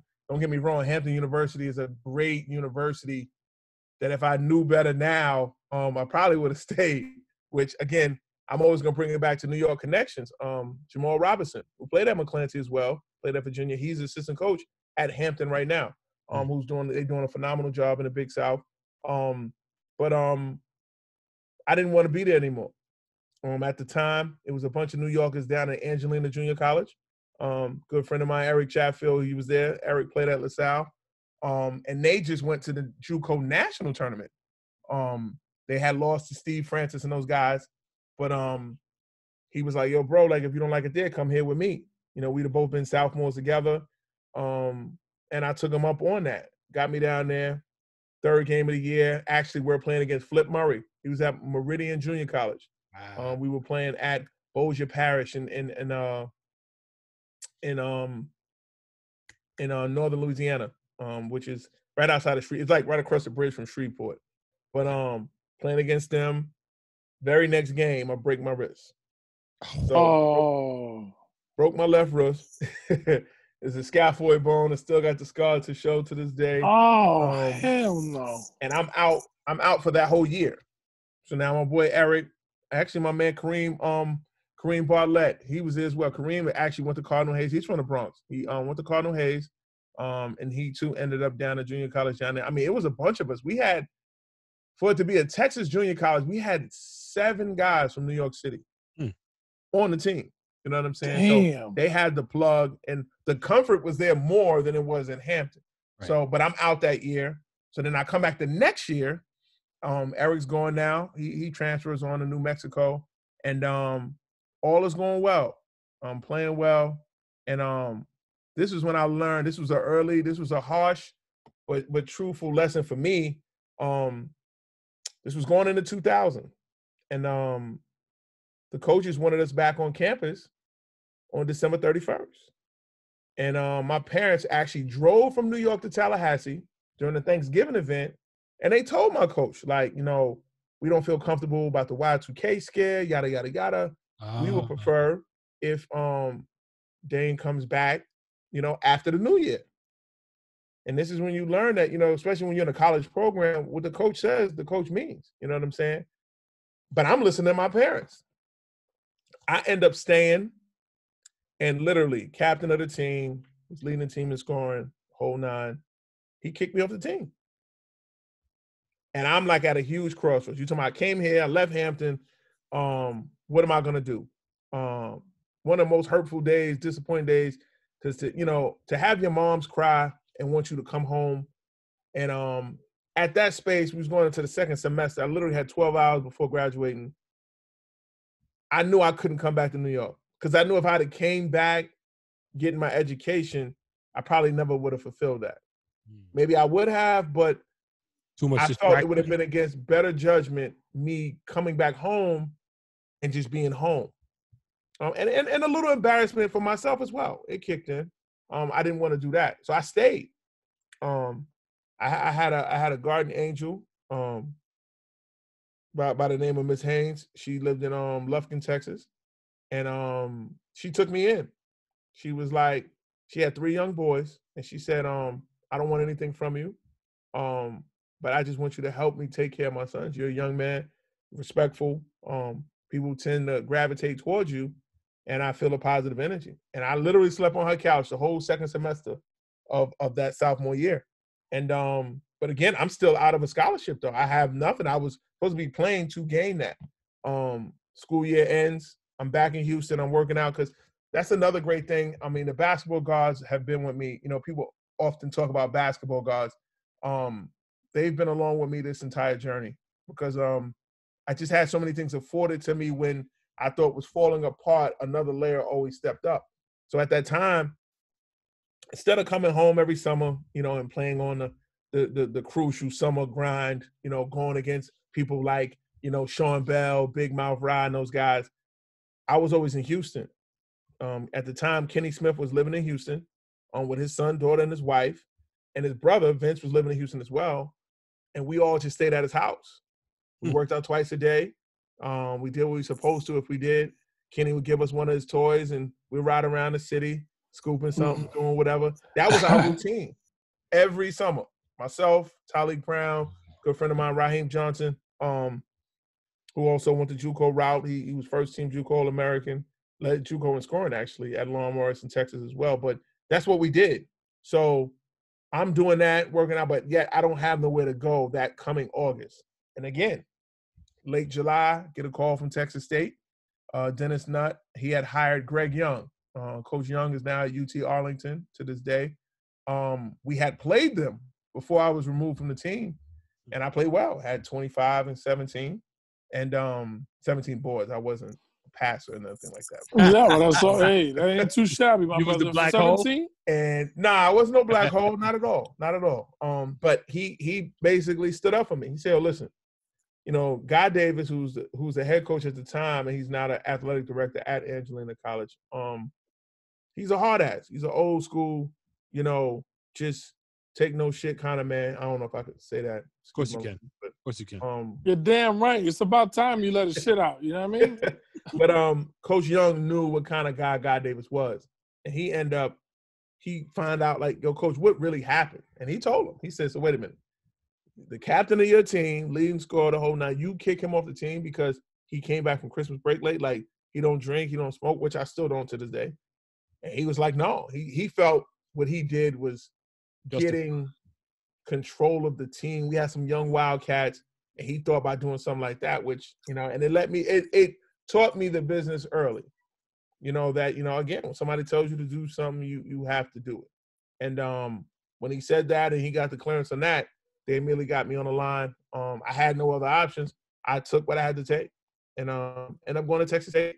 Had 2 great years. I felt great college experience. My senior year was it was marred by, you know, 9/11. I also lost a great friend, God bless his soul, Darryl Pell.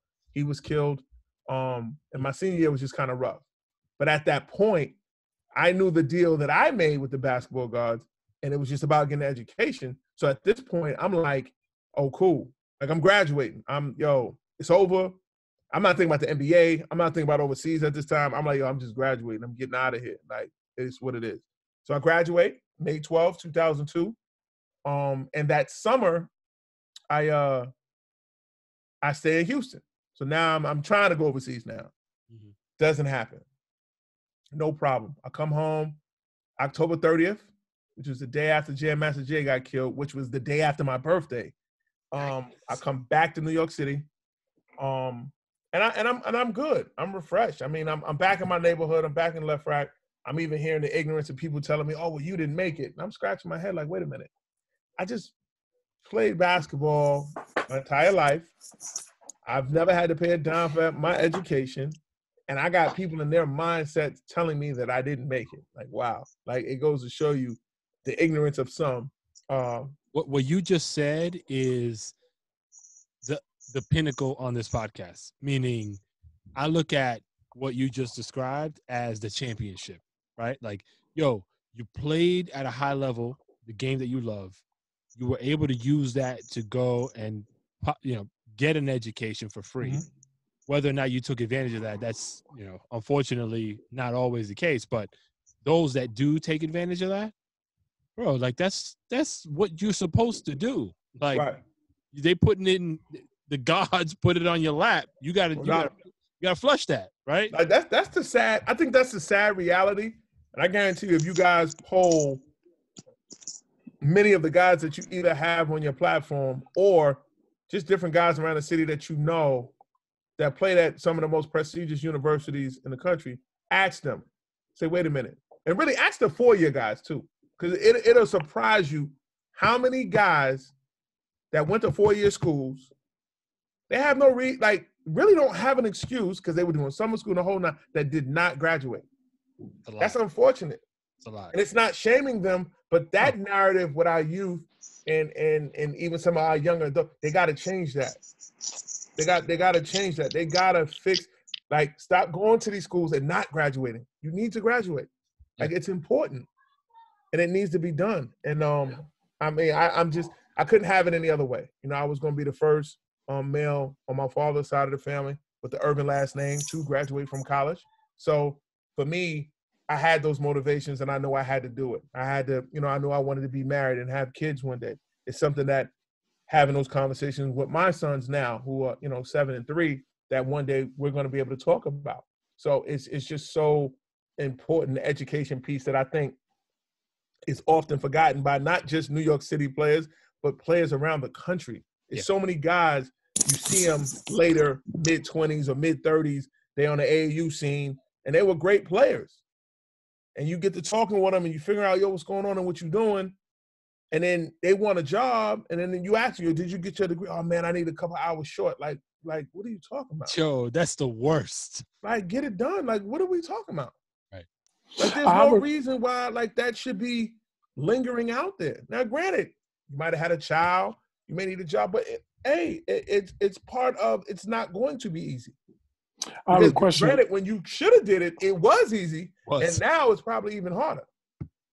I have a question regarding that because I think, and you can correct me because if I'm wrong, but I think a lot of student athletes, they choose a school that they're going to potentially get the most playing time in, let's say, for an example, but may not have the push academically. Like the coaches may, let's say, for an example, Derrick Rose is probably the first case I could think of off the top of my head. I think Kevin Garnett too, where I think someone sat in for Derrick Rose on his SATs. It looks like he just kind of got by in college just because he's Derrick Rose, which I think, and you can correct me if I'm wrong, but isn't that kind of that sell in college sports overall depicted more upon their athleticism or the production on the court, and then a lot of those they lose, they either get filled up with their egos and probably get distorted about it. Do you think that could be a reason why some of these players do not graduate college? No, because at the end of the day, someone like Derrick Rose, he was a special talent. Probably if he could have went out of high school, he would have. He was only on campus for 1 year.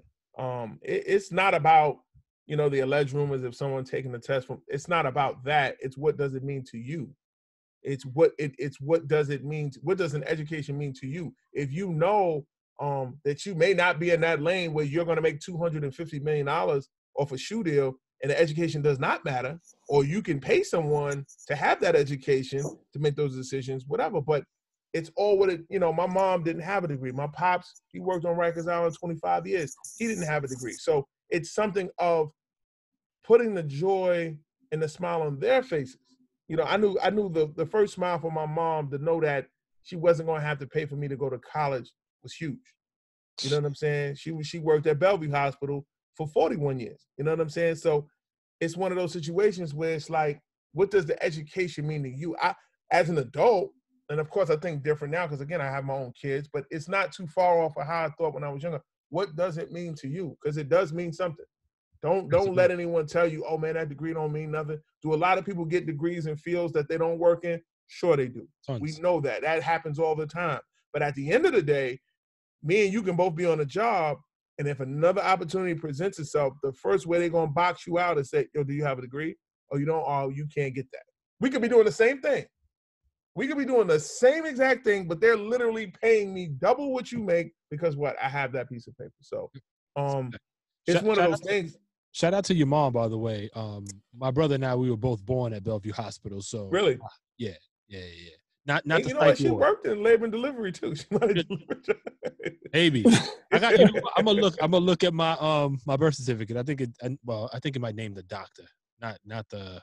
Man, my mother got a memory like an elephant. She could probably, man, she don't forget too much, man. She don't. She definitely, she worked at Bellevue my entire childhood, up until like the last 8 years. She moved over to Elmhurst.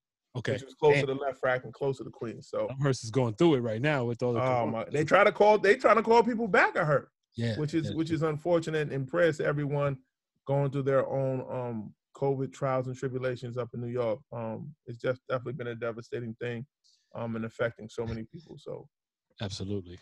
But I'm sorry. I know we went off on a tangent. Go ahead, Emilio. I have a question. It's actually a question. We touched on this earlier. I thought of the name Jason Kidd when you talked about, a point guard that could dominate the game without scoring. Did you have anyone in mind that you were thinking about, or is there a few point guards that you've seen, whether past or present, doesn't have to necessarily be from the NBA, that fit the kind of description of what a true point guard is, in your opinion? Well, I mean, like I said, again, taking that jewel, from Vincent Smith, it was. Anytime his teachings came to us, it was never specifically about said person. Because again, his brother, regardless how, his posture may be now, but he was called a jet for a reason. Like he got to the basket in breakneck speed. Same thing with Kenny Anderson. He did things at a breakneck speed. But it was also, I never forget, after UConn won the championship in 2004, the very next year, Jim Calhoun, they asked him, he had the Karan Butlers, he had the Ben Gordons, the Meccas, all these guys. And then he asked him, they said, well, who's the one player you miss? And he said, Tyler Brown. And I'm not saying that because, again, he's from the home team, but he said it. He said the comfort he gave everyone of getting to their spot, and he was going to deliver the ball for them to operate. As a coach, there's not a more fulfilling feeling to have when you can put that ball in someone's hands and they're going to execute exactly what you need to have done on the court. So over time, like I said, that if you look at Rajon Rondo used to do what? He used to dominate a game without scoring. Like that was a point guard. That's why when people use that term true point guard, I get it, but it's like John Stockton. He used to dominate a game without scoring. So it's one of those situations. If you look at the MVP year that Steve Nash had, as underwhelming as the scoring was, that second MVP that he received, he averaged 16 points.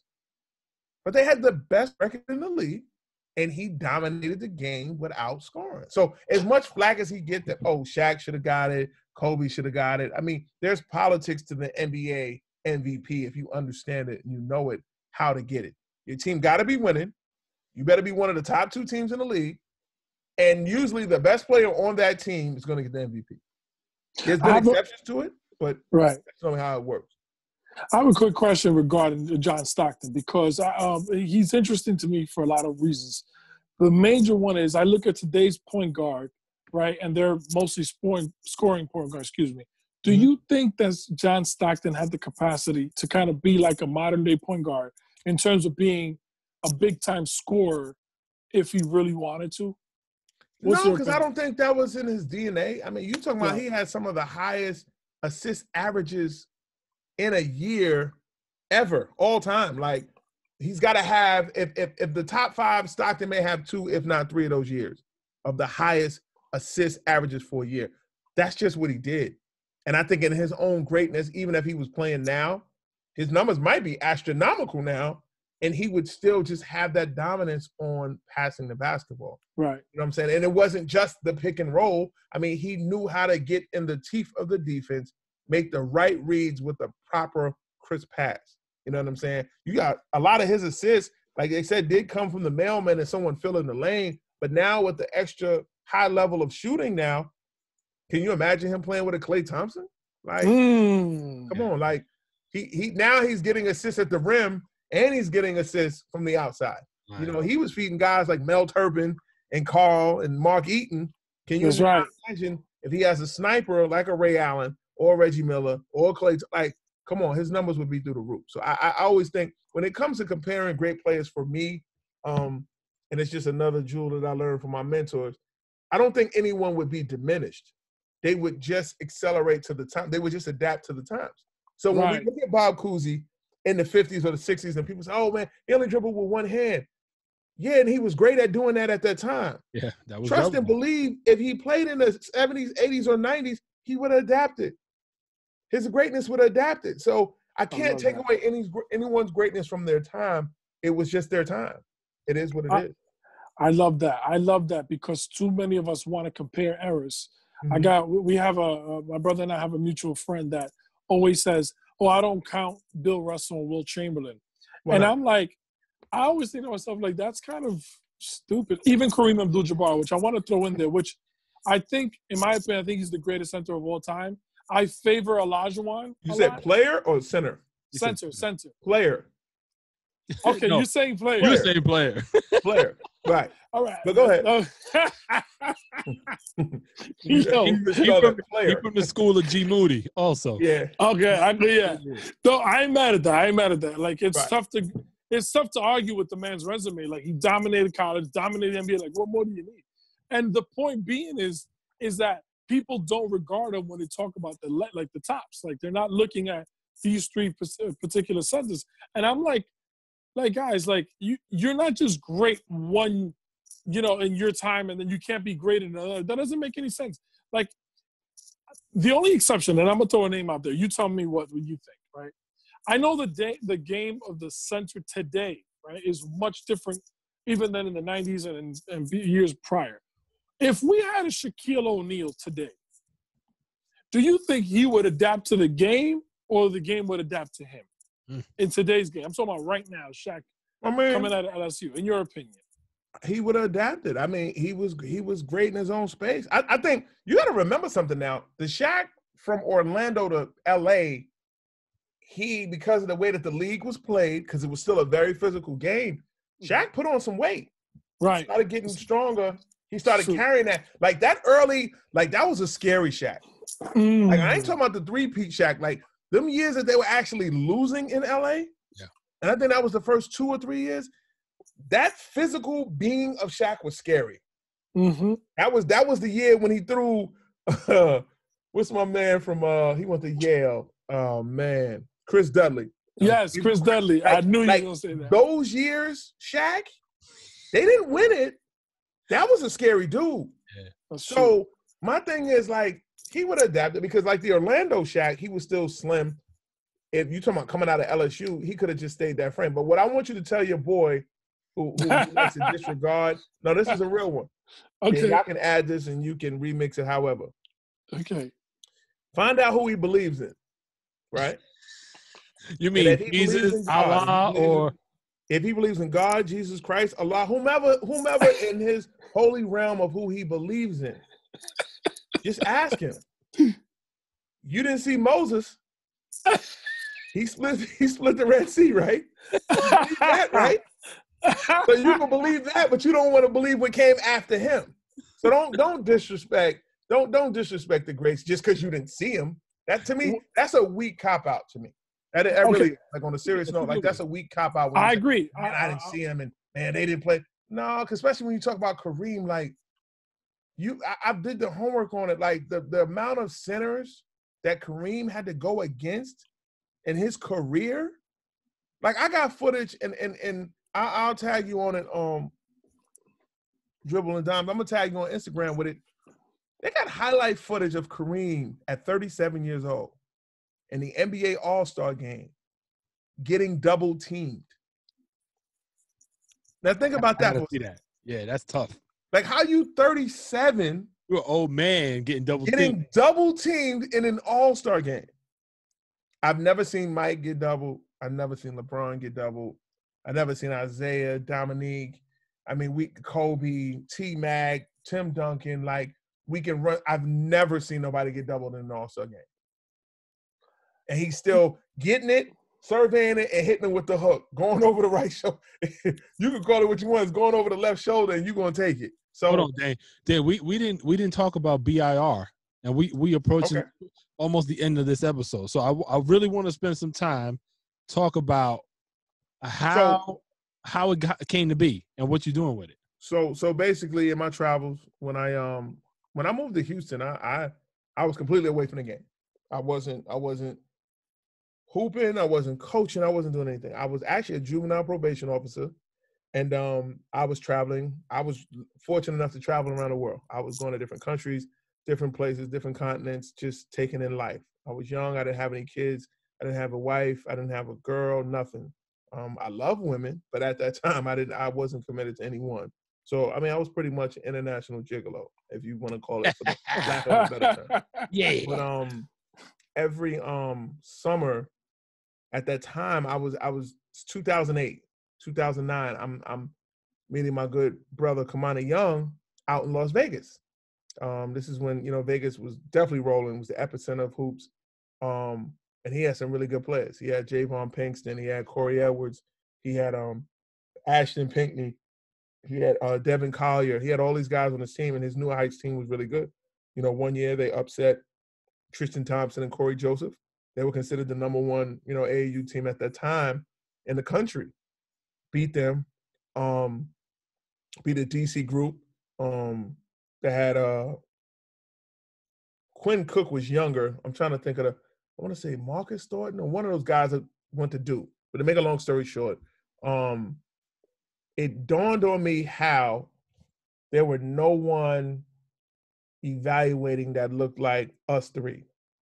You see the coaches side, you go to any event, the coaches in one area, evaluators in another area. And I'm just like kind of puzzled. I'm asking everybody, like, am I the only one that sees something wrong with this? Like, why not? And no one ever had an answer. And I won't even say, I can't remember who probably said it, and it may have been sarcastic. It's like, why won't you start one? And when I left Vegas, the summer of 2009, like, that's when I started, like, brainstorming a scouting service.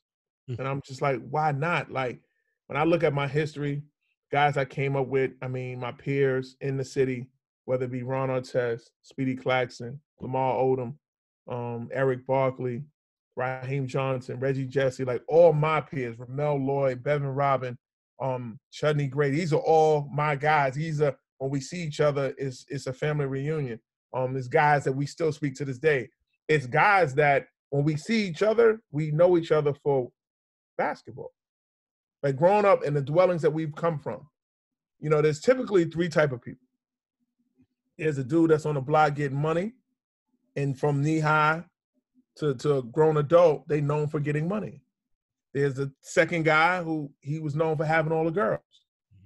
Whether they were, blind, crippled, or crazy, 8 to 80, they was always around women. And then you had the athlete. So I felt in the latter because it was like I was always around the game. whether it was with my brother, whether it was with, you know, the AAU teams I ran with, high school. I was always known for the game, and I wanted to do something about it. So fast forward, Final Four, 2012, having dinner with Ron Clario and Royale Ivy. We're at Houston's on Peachtree. And every coach that came up to the table to speak to them, they stopped and spoke to me. So then Royale just turns to me and he's like, fam, you got to do something. I'm like, what are you talking about? He's like, you got to give back to the game some way, somehow. It's like, you've been around this too long. You have a lot to give. You have a lot of history. You have a great understanding of the game. You need to, like, start a scouting service or something. Now, again, this had been talked about, and I heard that before, and I kind of waved Royale over, like, whatever. Fast forward the same night, you know, I don't think there's a gentleman on this planet that when visiting Atlanta in a single man's capacity doesn't pay their respects, their respects and taxes to the gentleman's club. Right. And we attended a spot. I never forget, Diamonds of Atlanta, and another good friend of mine who I've met over the years. He was in my wedding. I was in his. Malik Rose, current assistant general manager. Nice. He meets us there because at that time he was working for Philly and Royale was playing for Philly. And when I tell you, in the same notion, they didn't rehearse this. They didn't even know we was talking about this. Malik made up the same reference that Royale did. He said, bro, he's like, you got to do something. He said, because you just have too much in between your ears that, like, you just out here chasing the worst kids in the city of Houston as a probation officer. And I was like, But now it's in my mind because this is two people, we weren't together, said the same exact thing. So something got to give. So the next morning I woke up, is heavily on my mind, and I just started writing every school that I basically had a relationship with. I had a relationship with a coach, and it was a basketball relationship. That's it. I think people have to understand in this basketball world, on both the negative side and the positive side, it's all about relationships. It's all about relationships. The grimy people run together. The clean-cut good dudes run together. They all know each other, but it is what it is. And if you don't have any relationships, it's going to be hard for you to operate in this industry. So with that being said, I hit the ground running. You put that list together. How big was that list? I had 27 schools. 27 schools. And we're talking about college programs. College programs, 27 schools. And the crazy part is, like I said, I hit that ground running. So that's April of 2012. And it was Van Macon, and he can attest to this because he's assistant coach now at St. John's. He hit me in August. At that time, he was at Rutgers. And he said, man, you did a great job this spring. Send me your invoice. And I'm like, what? He's like, you want to get paid, right? And I'm like, at this point, I didn't cover the whole spring, summer. I'm not even thinking about getting paid. Right. Because it's what I really wanted to do. And then what really made it real deep when I was at a crossroads was at that time, that particular year, the NCAA started where you had to get a scouting service approved. Accreditation. I missed the deadline. So now here it is. I'm like, shit, like, what am I going to do? Like, do you really want to do this? If you do, you're going to have to do this and not get paid. Mm-hmm. You're going to have to sleep on some floors. You're going to have to ride some buses. You're going to have to do all the smoke because I just did not have it financially. Because the biggest thing I think in the scouting industry, you got to be there. You know, you see a lot of dudes, and I don't, I'm not with the name calling, but you see a lot of guys who they fraudulently, they talk about players. They always got an opinion, but they're sitting on their couch. They're not in the gym. Granted, I get it. Some guys, yes, you can watch film, but nothing ever can replace you watching someone with your own 2 eyes. And that's something I actually got from Tom Kachowski over the years. He's like, there's never a reason. If you didn't see somebody, you didn't see him. And there's no reason to lie about it. If you didn't see him, you didn't see him. You're only one person. Especially, he's someone who over the years, his scouting service, he was on his own. He didn't have a team. Tom still does his reports on typewriters. Some people don't know that. If you've never seen one of his reports, you know what I'm saying? He doesn't have the internet. He does everything by hand. So some of the jewels on operating alone, I definitely took from him. And then in my case, I was by myself. So it's like, it was one of those situations where just being honest and doing my job is what it is. And I went ahead and pushed forward and got through that year in no time. And then, you know, the invoices started rolling in, my reputation of doing a good job and being honest. Any school that has my service will be the first to tell you, I'm not about them wasting time. If it's a week, if it's a couple days, that I could tip them off, because that could save them money on a private jet they're going to see Derek Jeter at Kennedy. Right. When I'm like, look, man, that kid can't play dead in a cowboy movie. You know what I'm saying? He can't play. So why don't waste the private jet, you know, Penny Hardaway or Juwan Howard going to see that kid because he can't play. And, you know, of course, this generation, oh, you hating on it. It's not hating on the kid. Because I tell people at the end of the day, my loyalty lies with every school that I have and telling them the God-honest truth. Your best. So, I mean, at the end of the day, like, and that's, I think, what people need to understand. Now, your opinion is one that holds a lot of weight because it's backed by A, experience, and B, a proven methodology that pays dividends. Right. And then I've seen, you know, I had the opportunity to kind of just read around the internet, and your crystal ball predictions, you got a pretty substantial record in accuracy. And, you know, it's funny because here's the funny part about that. I've gotten praise for it and I've gotten criticized for it. Of course. So, but here's the thing that some people don't understand that game that they play. So before, speaking of the crystal ball, it used to be whoever got the drop first, how long you knew that, you were accredited to that. Mm-hmm. So if I know that Derek Jeter, he's not going to Syracuse, and everybody thinks that in the hood, Derek Jeter is going to Stony Brook. And I put that down now, and then he commits to Stony Brook next March, that makes more sense, right or wrong. Right. That makes you look like you in the know and you know what's going on, because I said in May of 2020 that he was going to Stony Brook, and he committed to Stony Brook in March of 21. That's right. But then they changed the rules to just get it right. So me and my man, and I don't know, we laugh about it. Andrew Slater, who's another good guy, he's in the New York City area. He works with Tom Kachowski quite a bit now. He's always seen with him a lot. It was like me and him took it over. Like, we was at the top of the chart because we had so many relationships that we were learning stuff way before even people that work for 24/7 knew what was what. And like literally one night they just changed it on us. So now it's not even about how early you know. So if I know that Derek Jeter is going to commit to Stony Brook, you know, March 1st, 2021, I'll just wait till January 30th. You know what I'm saying? Or I'll wait till February, and then February 28th, put Stony Brook, and then you accumulate the same points. So if you look over the years, it varied different, and I was ranked different spots. But I mean, it's a great tool. I know a lot of coaches look at it, and I know a lot of fan bases follow it. I get inboxes about things all the time, and they look at me like I'm crazy. But I don't never divulge how I know or what I know, because you never know what a person knows. Yeah. So, but yeah, no, I just try to save everyone, and I've just carved that niche for myself amongst college coaches of having that information and knowing that if they call me and they need something or need an understanding, that I have something for them. I can point them in the right direction.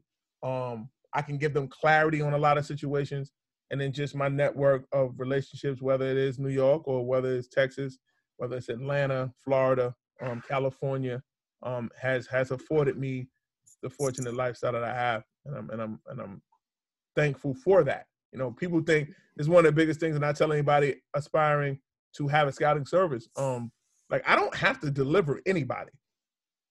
A school does not have to get a player from me. Like, that's not how it works. That's not the purpose of a scouting service. If you look at the definition of a scout is someone who goes to a particular area, gathers information, and brings it back to their team to know how to maneuver and operate. So it just so happens my team is 150 some odd schools around the country that I bring them back information. Now, what they choose to do with it is what they choose to do with it. Well, I have two quick questions, final questions. One, because you work with so many schools, is there ever a conflict of interest? Nope. How does that work? How does that not? So part of the rules with the NCAA is you have to disseminate the information all at the same time. Okay. So when I put out a report, and I'll gladly send you guys like some of my sample work so you can see what it looks like and what I put together. They all get that information at one time. It's not leaning towards St. John's. It's not leaning towards Penn State. It's not leaning towards Texas. You'll see my comments on said player. If your staff's seen them or not, it's either going to confirm or it's going to enlighten you on information that you did not know. Now, what you choose to do with it is on you. It is what it like. Kamani Young's my brother. He's at Connecticut. He tells me all the time he doesn't read my reports. And the reason why I know he's probably not lying is because when someone comes up that I put in my report and he comes and asks me, I always tell him, go back and read the report I sent you back in January. You would have known about this guy if you read my report.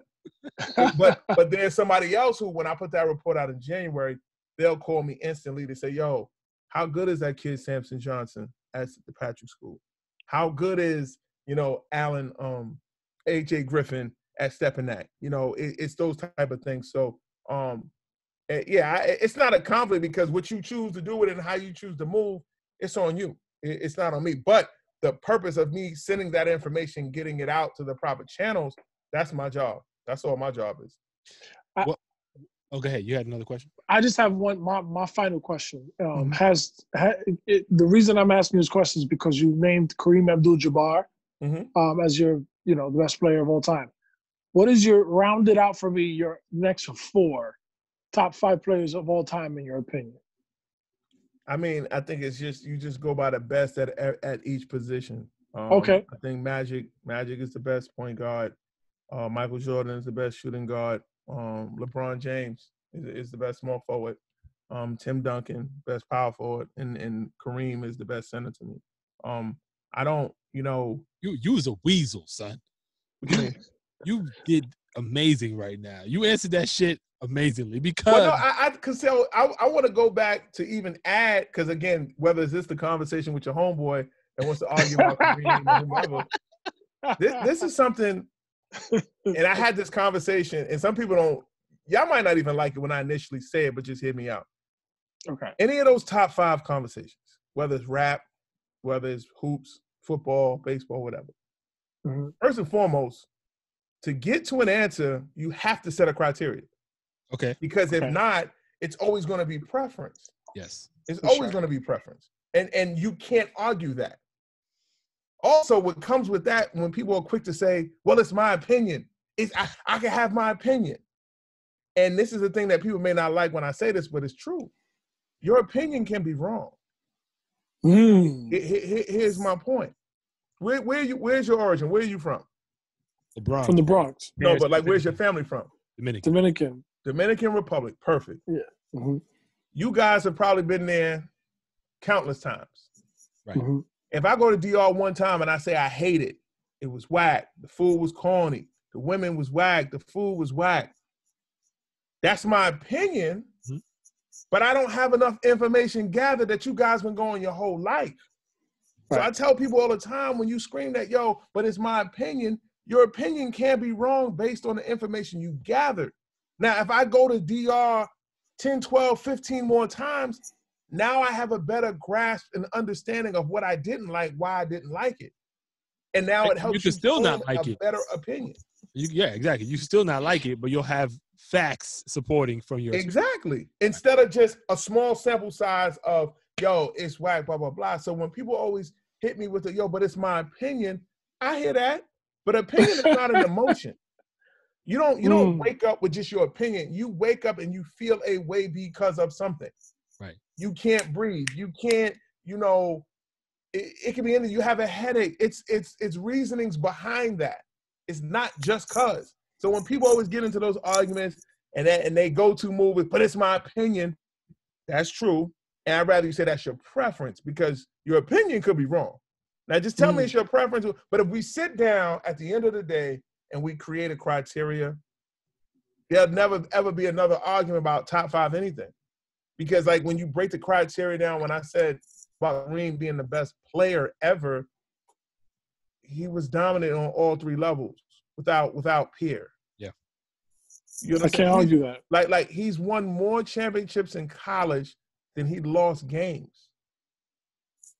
Ooh. I never looked at it that way. Ooh. Yo, that hurt my heart. That hurt. You understand what I'm saying? Like, think that was about a rib that. shot. So he's won more championships, and he only lost 2 games. Dane, I thought I was prepared for this conversation, but I wasn't ready. Nah, Kareem's the GOAT. There's so many very valid takes. Like you know, you talk to people, and people, again, back to what you just finished saying, right? The opinions, and sometimes people have very compelling opinions, but, and I'm not calling it spin. I think you do an eloquent job at describing what you're saying. Like you're very thoughtful in what you're talking about, and it tells, you know, you could tell you have plenty. I mean, so with that being said, so I think there's no argument he's the greatest college player we ever seen. And then if you really want to add high school, I mean, he's lost 5 games. He's lost 5 games in high school and college combined. 5 games in over 8 years, right? That's crazy. I think high school is not and then, I mean, when you look at his NBA resume, like, what we talking about? Yeah, we're not talking about nothing. Like, I'm really trying to figure out, like, he was in the league 20 years. He was an all-star 19 times. Like, come on, man. 6 MVPs, like, 6 rings, like, come on. You know what? I think we got to make a Kareem Abdul-Jabbar last dance. Yeah, hey, listen, man. And I mean, I'll gladly, we could do this all day long. I mean, we in quarantine. If y'all want to do a part 2, we can definitely dwell into that, because I think his narrative of who he was as an individual was definitely, you know, his faith in Muslim and Islam, you know, that made people look at him a certain way. He even at the age he is now has owned that he could have went about things a different way. Sure. He was confrontational. Right. And you know, it is what it is. But I mean, I think that's the biggest travesty of, like, disrespect, when, like, he's not talked about. Like, I watch Jordan, I get it, but it's just like, to not mention Kareem, or they go from Jordan to LeBron, like, for him not to even be in conversations is like, come on, man. Listen, brother, it's people like you that keep the game alive. You understand? Because you speaking truth. I'm serious. No, because it's like, but you'd be surprised, man. Some people don't like the truth, man. And that's all right. Listen, some people don't like the truth. You know what? But you know why they say it's the truth? Because you piss some people off, because they don't want to hear about it. You know what I mean? But that's all right. We had to shake some shit up. You know what I mean? We got to shake. That's why I said, when people, trust me, fellas, the next time somebody hit y'all with, well, man, I didn't see him, say, man, you didn't see Moses in the Bible either. Yeah, no, it's stolen. You believe in the 10 Commandments, don't you? You believe in the 10 Commandments, don't you? I'm gonna be like, according to the good word of Dain, you didn't see Moses either, motherfucker. You didn't see motherfucking Moses. Exactly. So, Dain, but before we get out of here, because I know you got some family responsibilities, and I do as well. When I'm sure you get asked a bunch, right? Like, because people talk a lot about what to do after the ball stops bouncing. That old adage. Having a scouting service is one lane, right? Mm-hmm. That you've been able to carve out. What do you tell, or what would you tell kids that may not even be thinking about that part of their lives, right? And it doesn't have to be about scouting service in general, but, like, what's the mind frame that you would counsel them to kind of be in order to be able to deal with life when that happens? I tell people that, especially if they came through the basketball avenue, we have enough basketball players. We have enough trainers. We have enough coaches. We don't have enough general managers. We don't have enough analytical people. I was fortunate to go up to the Sloan MIT conference this year. And, you know. Book was up there too, I think, right? Right. People talk about the analytical nerds and this and that, but at the end of the day, yes, they run and dictate sports. But it wasn't a whole lot of us in there. We have to occupy that space. I think, and when I say we, I'm speaking of the culture. I'm speaking of the urban culture. We have a way of doing things that when we get involved with it, we put a twist to it, and people take a liking to it. The moment that they allowed Steve Stout into some of these boardrooms, and he was able to twist the marketing approach to a lot of these companies, the gravitation of urban and Black culture went to a whole nother level. When they allowed Jay-Z into these sport meeting groups or these agency meeting groups, it changed the culture to another level. So at the end of the day, I think more of our guys that, yeah, it's cool to play it.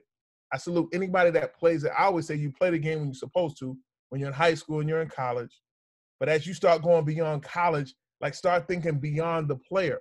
Think about those decision-making executives, you know, the director of basketball operations, the general manager, director of scouting. Like we need more of us in that space because we do not occupy that space.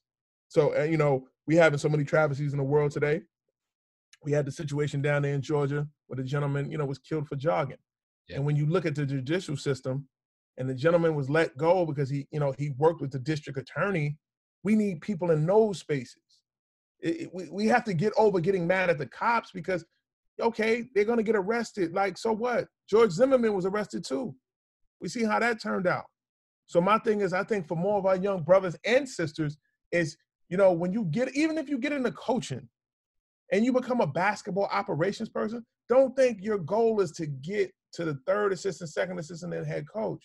No, like take that director of basketball operations position, go become the associate AD.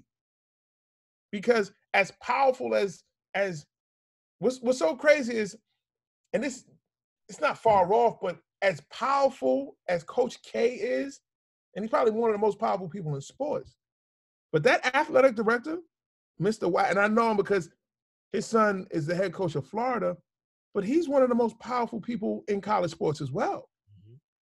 So people have to look beyond the court sometimes, you know, look behind the camera, look at those positions, you know, and strive to do that because you can do it. You know, we have Sharif Abdul-Rahim, who's the president of the G League, and he's working at the NBA office. So we're getting people, but we need more people because we have, again, we got the court covered. Right. We got the sidelines covered.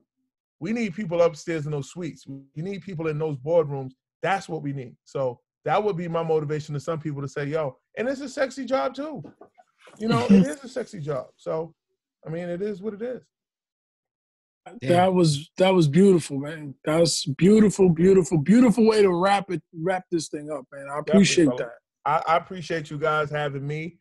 You guys have my number anytime you need me, any conversation, any topic, whether it's on the Zoom, off the Zoom. I mean, basketball is it's in my DNA. So, I mean, I'm always, you know, up for a conversation about something. So I'm definitely gonna get your number if you don't mind, because we got a lot to talk. We got a lot to talk about. We're gonna talk NBA all night, man. Tell you what, kiss your wife and your kids, man, because it's gonna be alone. Yo, let me tell you, like this quarantine, it has my sleeping pattern way off. Like normally, same. I want to also appreciate you because you guys are actually helping me break my routine. Like I would normally be asleep right now.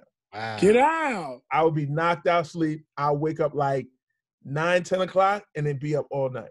Oof. Wow. And I've been doing that. I was doing that for, I'm not exaggerating, I was doing that for like the last 2 weeks. Like the last 2 weeks, it's just, one night I was up doing some reports and typing, and I was like, yeah, but then I ran to a spot where I had no more reports to do at the time.